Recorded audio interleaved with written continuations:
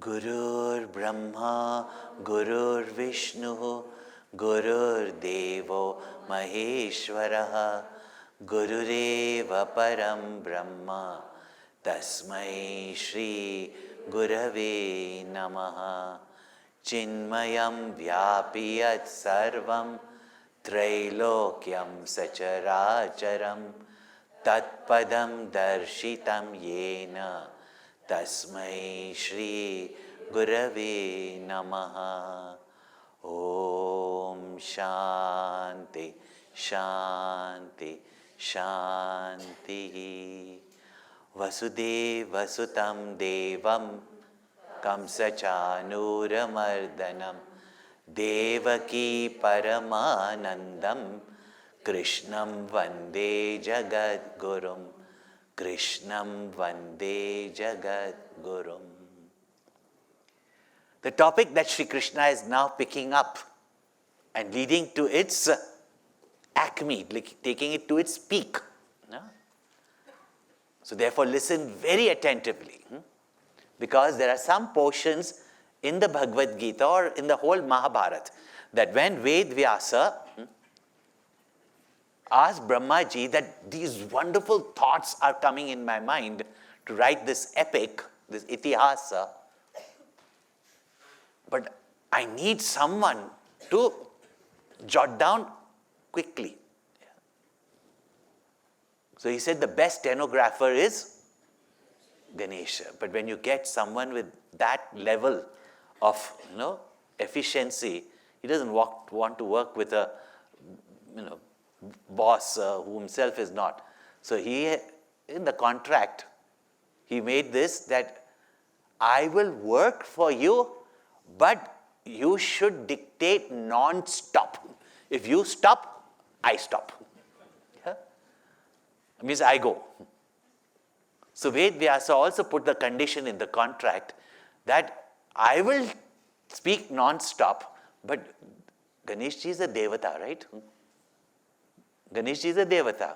He doesn't have to go to toilet, he doesn't have to go to have bath, he doesn't have to put a deodorant, he doesn't have to eat and all that. Though they eat, but they don't have to eat and all that. But Ved Vyasa will have to do that now. He can't eat and then dictate also. So he put in the contract that you will write only when you have understood it. And therefore there are certain places in the Mahabharata that you need to contemplate upon to understand. And one such verse is about to come. So thanks to our Guru Parampara, it's not difficult to understand, and we won't leave it for you to contemplate, because when you discuss, God knows what comes out. Yeah, so but pay full attention, because it's really intriguing, really wonderful. And the 18th verse is such that you can see that Ved Vyasa wanted to take a break, because the play of words are such. Actually, scriptures are very clear and precise, but we've got certain notions in our mind, therefore it becomes difficult to understand. Now, we'll make it very, very simple for you to understand. However, pay full attention, because Bhagavan says, one who knows this, such a person only can be called as an intelligent person. Others means they're called as wise, others are otherwise. Yeah?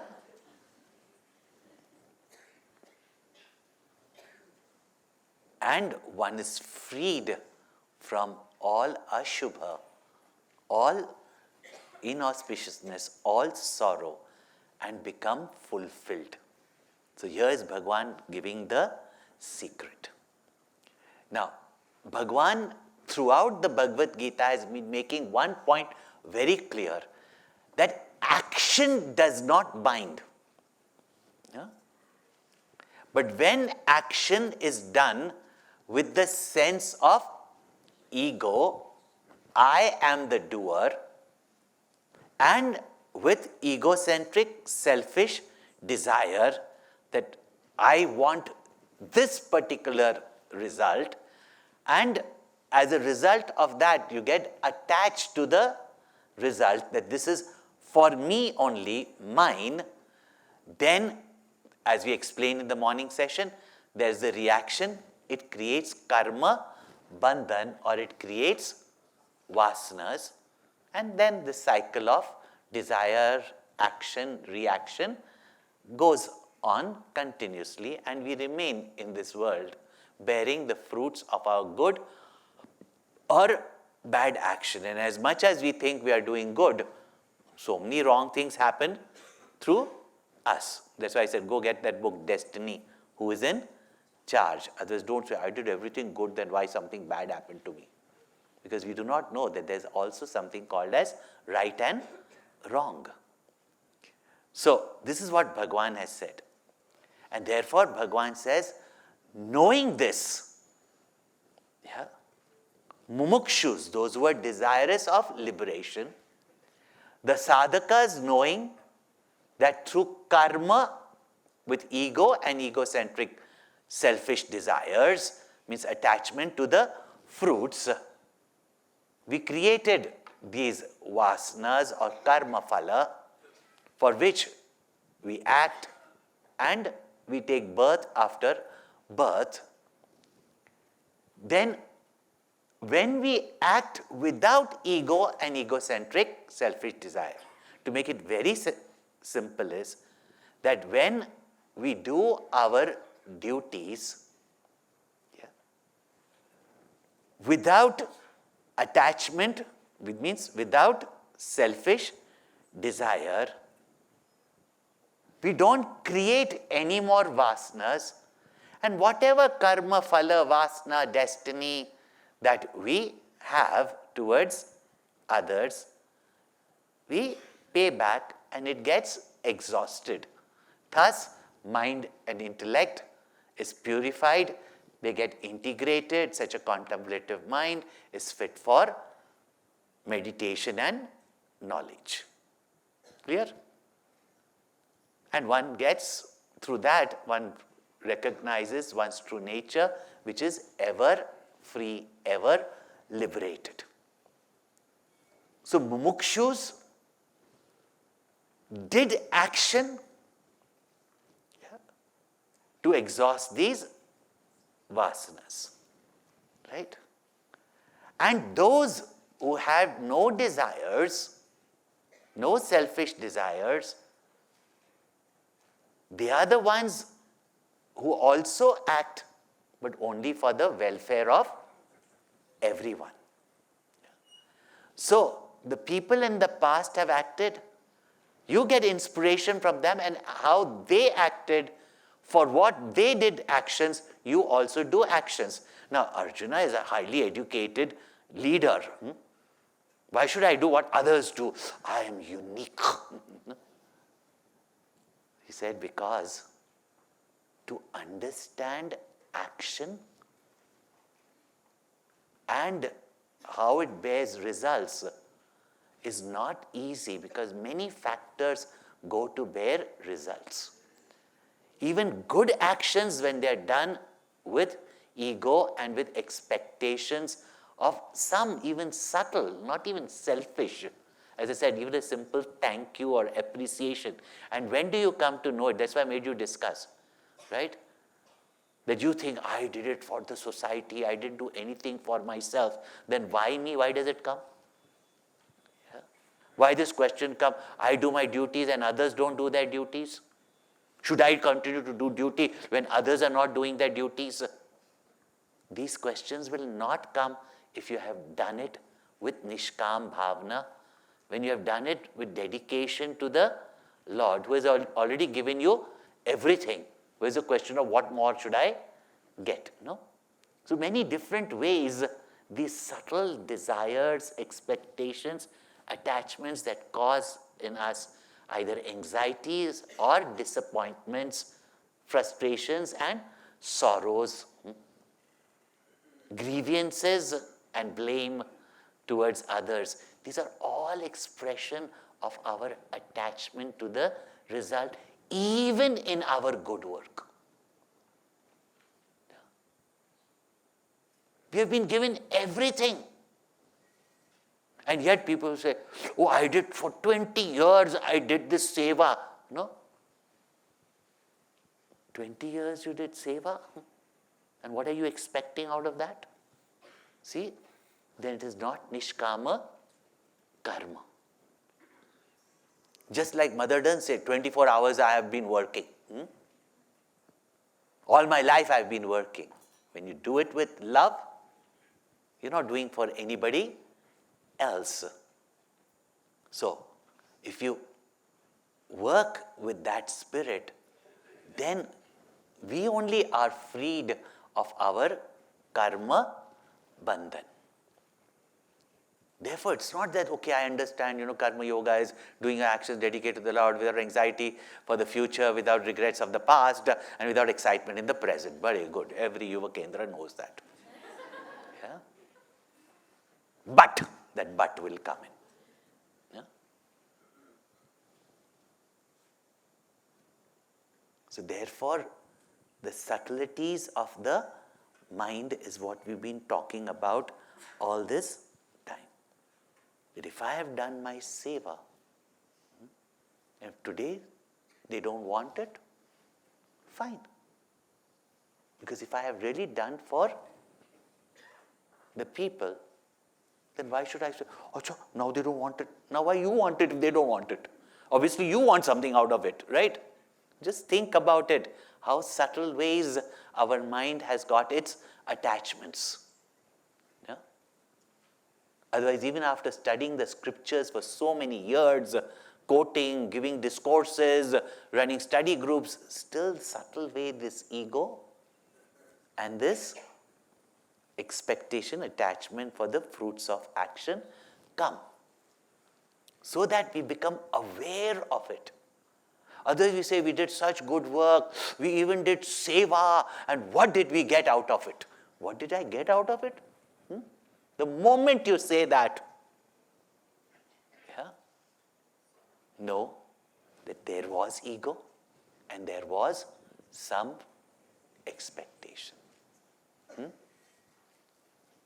मुझे इससे क्या मिला? मैंने इतनी सारी सेवा की, इसके बदले में मुझे क्या मिला? तो वो सेवा नहीं हुई, कर्मयोग नहीं हुआ. At the end of it, disappointed.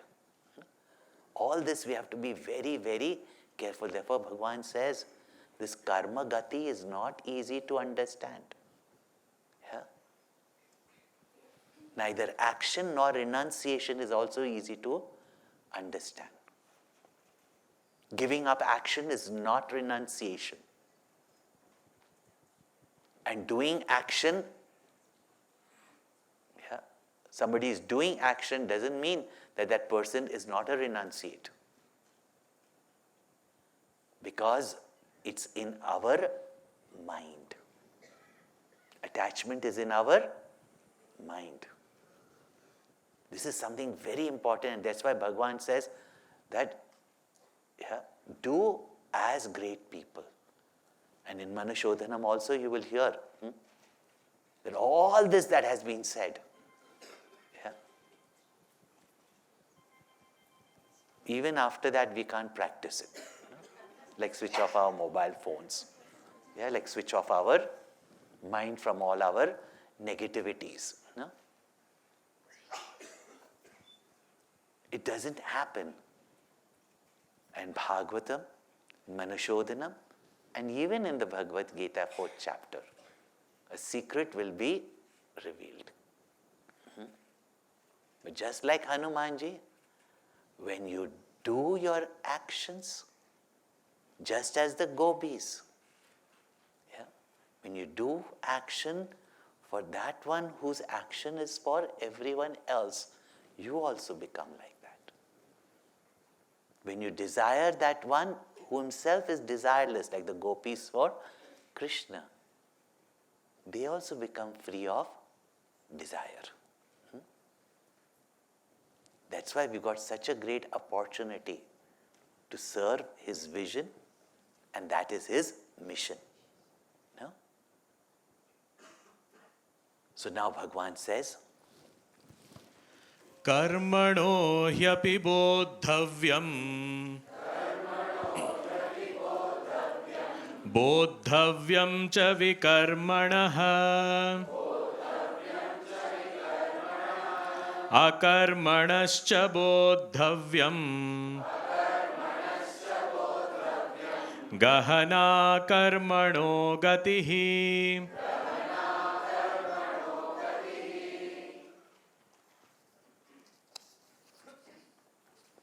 So in the last verse, Bhagavan had said, 16th verse, Kim karma kima karmeti kavayo api atra mohitaha.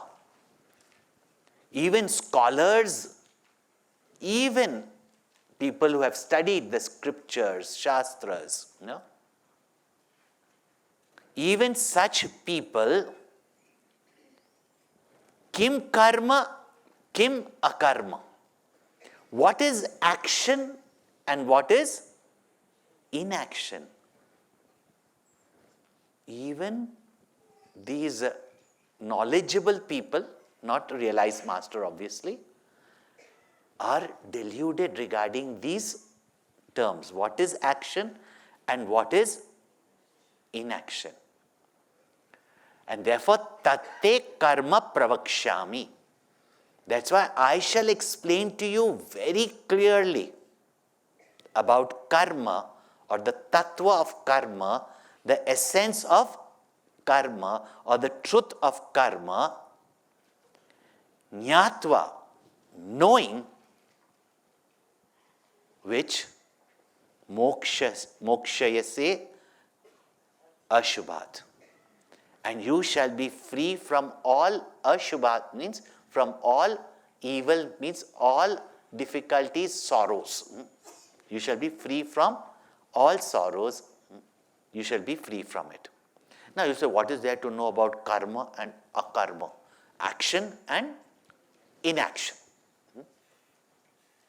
Doing something is action. Not doing anything is inaction. This is a common understanding of the common man. But mere movements of body is not called as action, karma.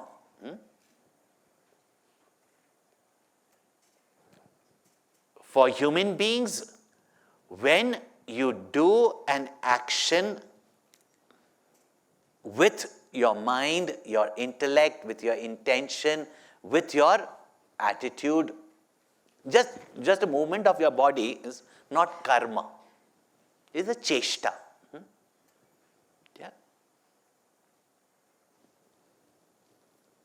That's not called as karma. Karma is that which creates or produces something. Meaningless action, like when people go and dance in a club. It doesn't produce anything. Not even burns your calories, because there's no space enough to move also. No? It's just a cheshta. It's just an movement. Inert things also in wind will move. Yeah. So what is action? Action is that which creates some result. Then it is called as an action. And in that sense, that which does not produce a result is not action. I'm putting in very simple words. Is not an action. Means is not a karma. It's not defined as karma. So first thing we have to do that. There are many actions that you do which are so unproductive. That is not called as karma. It's as good as you did do anything. And you can think about so many things you do in the day which really are what you call meaningless action. So meaningful action is karma. So that which produces something. Now, just because a person is physically sitting and doing nothing. Just as Gurudev, you give the example of Da Vinci sitting in front of the lake, while the milkman is riding his bicycle, milking the cow, carrying those heavy cans of milk, delivering milk early in the morning. This young man is just sitting there, throwing a pebble in the water and just watching. He seems to be not doing any action or hardly any action. And therefore, those who do a lot of action, they feel what? These useless fellows. Including the laborer and the CEO. The CEO just comes in his office, works for 1 or 2 hours, literally sits behind his desk, and yet makes millions.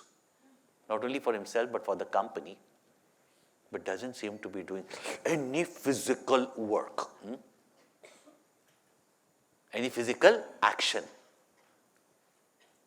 So again, somebody physically may not be active, but mentally is active. Positively. Now negatively also, you want to really, show this person, but you don't do anything. Even physically you are not active, but mentally you are active. The physical action does not, or physical inaction does not demonstrate that the person is active or not active. This is simple understanding.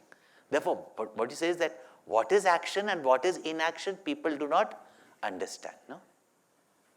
Now, there are some actions you do, but it hardly produces any effect.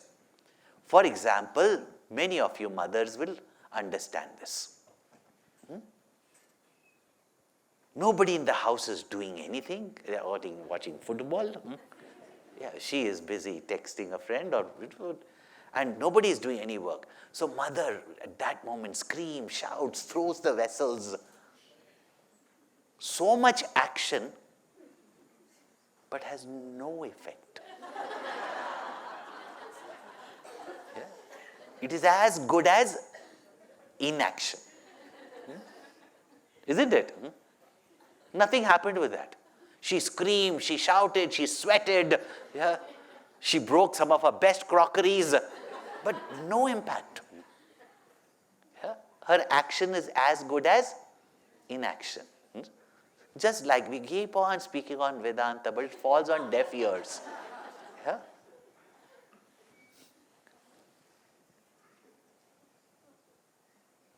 And yet, that after all the screaming and shouting and doing and even coming and shaking you up, nothing happens. But the day she keeps quiet, doesn't say anything,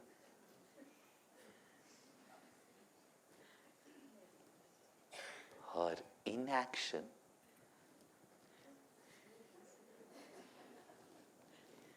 gets everything done. So her inaction gets everything done. Her activity gets nothing done. See, so what is action? What is inaction? As we commonly understand just some movement of the body or even some work. So action and inaction to understand is not that easy. And just because somebody is physically not doing something, but can be mentally active. And what Da Vinci created? And what did the milkman achieve? This is just a relative example for you to understand that regarding this, even the Kavis are confused. And therefore Bhagavan says, Kim karma? Kima karma?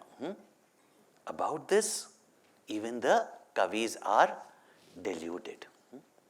Then goes further to say, which we've already chanted the words, that one must know, karmanaha hi api bodhavyam.